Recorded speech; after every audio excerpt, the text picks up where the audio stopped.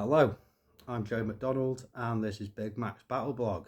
And hooray, we've got a fucking Air Force again, you know? So 2 days ago, a Russian position on the other side from me, got blown up. And that was awesome, right? Because that, to my knowledge, is the first time in this region at least and across the front, apart from whatever the fuck is actually going on up in Kursk, where an airstrike has happened on just a position, somewhere the enemy store ammo and the guys are somewhere we'd have to fight for by hand if we were on the other side. And that's fucking awesome. About a week, 2 weeks, something like that. Before that, they also airstriked the bridge, the Anton Viska bridge, which is just up from Kherson and is like the main point where, the bridge wasn't totally destroyed. So, with enough fighting and possibly some very brave / suicidal / callously used engineering teams, the Orcs could have forced a crossing there. So he blew that up as well. And it would appear that both of these airstrikes have been done by French Mirage aircrafts. Now, some of what I'm going off is rumour, conjecture, what you hear on the grapevine. But I have to say, I'm just going to take a moment and vive la France, okay? And that was a little bit difficult for me to say as a Brit, but at the end of the day, this Mirage programme, right, from what I can tell, the French Mirage programme was carried out secretly, and when it was announced, it was pretty much like, bang, the fucking pilots and the jets are in country, ready to work, as opposed to the F-16 programme, which was like, we're considering giving them you, we're talking about considering giving them you. The considerate, you know what I mean? It took fucking ages, and then we just got like 5 F-16s at the start, and then one of them got shot down, and then, there's been some talk of what they did up in Kursk. It also became apparent that the F-16s didn't come with the full radar foiling package that exists and they could have come with, and therefore weren't really suitable for bombing the Russians, and they were getting used as fucking basically like flying Patriot systems, which is important and useful, like preserving Ukraine's arms manufacturing, power infrastructure, etc., etc. It's dead important, but from the point of view of a frontline dude like me, it's like, oh, the F-16s are finally here. Yay! Are they going to be blowing anything that we need blowing up? No, they're not. They're going to be flying around protecting Kyiv and Lviv and stuff like that. And you're like, oh, right. Well, I mean, yeah, I obviously know that that's important, but it's about as fucking satisfying as a fucking glass of warm water to a fucking alcoholic who's just come out the desert. You know what I mean? Whereas, yeah, the Mirage is wallop. Fucking that's do you know how frustrating it is getting missile striked and cabbed again and again and again, and like never once seeing your side reply? I haven't seen. I mean, okay, I have seen a Ukrainian fighter plane when I've been like going around Ukraine and stuff. I've seen that, right? But not often. The last time I saw a Ukrainian fighter plane in action was the Kharkiv counteroffensive back in 2022, right? And yeah, they're just not a fucking thing. Like air support, we, the drones, have been the air support, or 99.9% of the air support for the army the whole time. I remember a mate who, when he was, I'm not going to get into it, but yeah, he just left a unit that was at Advika, and near the end, you know, just before it got really bad, and you know, just before it pretty much got cut off or almost cut off. And he said that he saw like a bunch of Ukrainian Su-34s or something going in, or Su-25s going in to do bombing missions. But that was because, you know, the situation was, oh my fucking god, we might be able to, we might be about to lose tens of thousands of guys here. You know what I mean?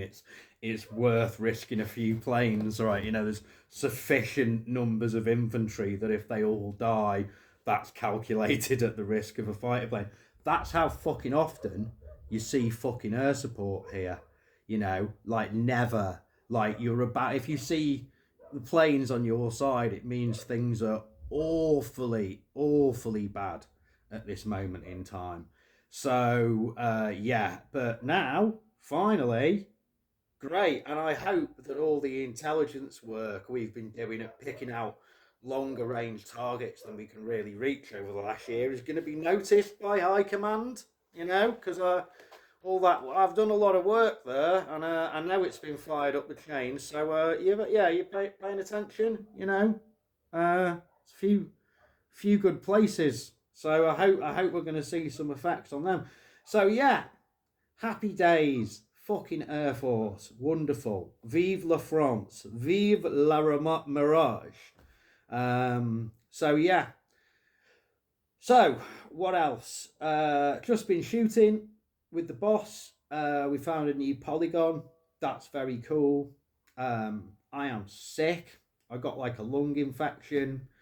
Again, fucking everyone's got it to a greater or lesser degree. I could barely breathe like 3 days ago. Now I just feel like I'm horribly hungover, despite the fact I haven't been anywhere near alcohol since New Year's Eve, or maybe a few weeks into January. I think I had a little drink a few weeks into January, but yeah, I feel hungover, which is annoying. Because yeah, it's got all the notes of hungover, you know, but without of having any of the actual fun. So yeah, being ill is rubbish. In other news, yeah, recruitment is still a thing. Our unit is going through a bureaucratic change at the moment, which it kind of has been for a while now. And the current change is us expanding from a drone platoon to a drone company. That's going to mean a lot of things. One is we have decided that we're going to take on some international volunteers, and there is room for more people in the future.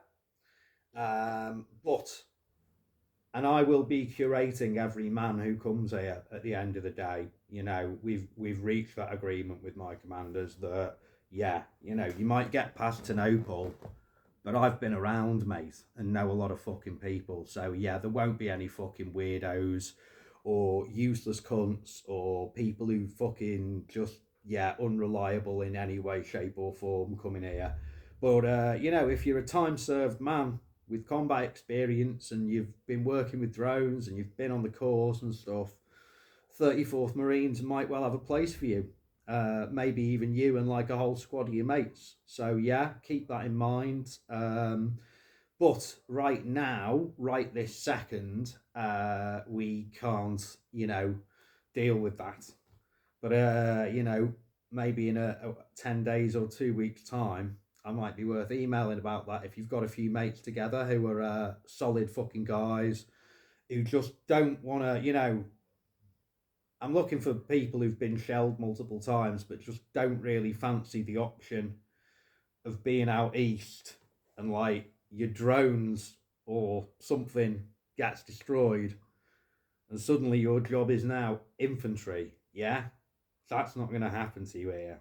Okay, is it a perfect unit? No. Do we have some fucking good people and some bad people here? Yes, like every unit. You know, are some of the commanders wonderful, inspiring men? Yes. Are some of them frustrating, lazy old Soviets? Yes. You know, but there you go. If you've got experience and you know you don't fancy These too much, you fancy a more sustainable form of service and warfare, then and you've got drone experience, we're interested. Again, we're also super interested if you're a Ukrainian. That you don't need to come with drone experience there. You just need to not be stupid and be interested and grab your fate by the hands and go to, I believe, Mykolaiv and Odessa are both places you can sign up for our unit. But you're a Ukrainian, you know how to use the fucking internet.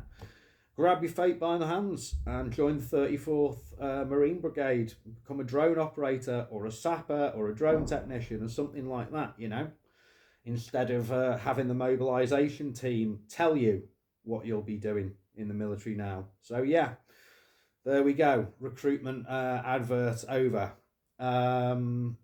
Anyway, so fundraising. This, I think, since the start of March, I have spent and then had back, probably had about 17,000 or something so far this month now, but I've spent more, and that means we're back up to a little stable float. We've got like a 5G float again. That's my kind of emergency, don't try not to drop beneath it number, which is why we ended up in a pickle, because we went down to 500 quid. So I appreciate everyone's generosity. I would appreciate if people keep it going.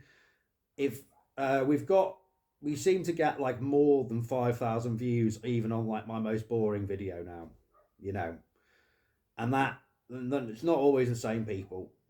There's 16,500 subscribers. If a third of you give me £5 a month, that'll still be more money than this unit's ever got, and it should cover all of our expenses, allow us to deal with any problems that come up, which can be quite expensive problems, and the only way to fix them quickly is money. And maybe even take a tiny little step forward, And as we're going to be expanding and have more pilots and more diversity of drones, this is going to, there's going to be more like dedicated Baba Yaga teams and dedicated fixed wing teams, and not just Mavics and FPVs, and all that kind of stuff. And, FPV teams who are working with complementary ranges of signal, So if the right hook doesn't work, then the left jab and the headbutt fucking will, basically, or at least one of them will get through. So it's a really cool unit with a lot of cool stuff on, and it has a me, which means there's a bit of funding to do all the little things that like for instance, the army gave us some, the military rather, not the army. We're Marines under the Navy. But, High Command, whoever it was, sent us some fixed wing drones a while ago, and the guys are working with them now. They didn't send fucking anything else we needed to work with these fixed wing drones. So I had to drop 180,000 grivnas on that project, which is roughly like €4,500 thereabouts, maybe dollars. Anyway, it's a chunk of change.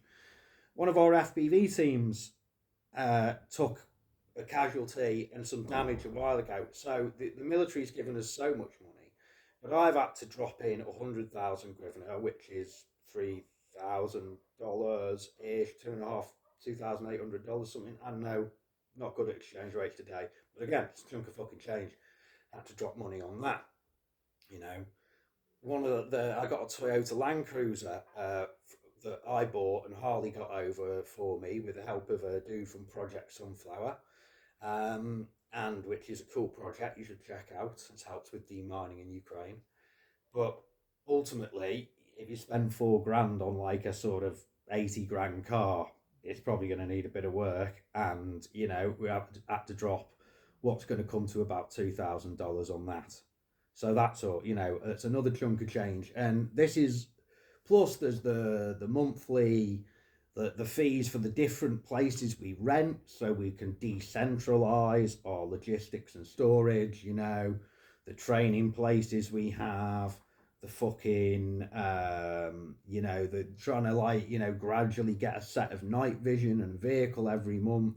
Because, you know, the vehicles I bought a year and a half ago, some of them are like really on their last fucking legs now, you know?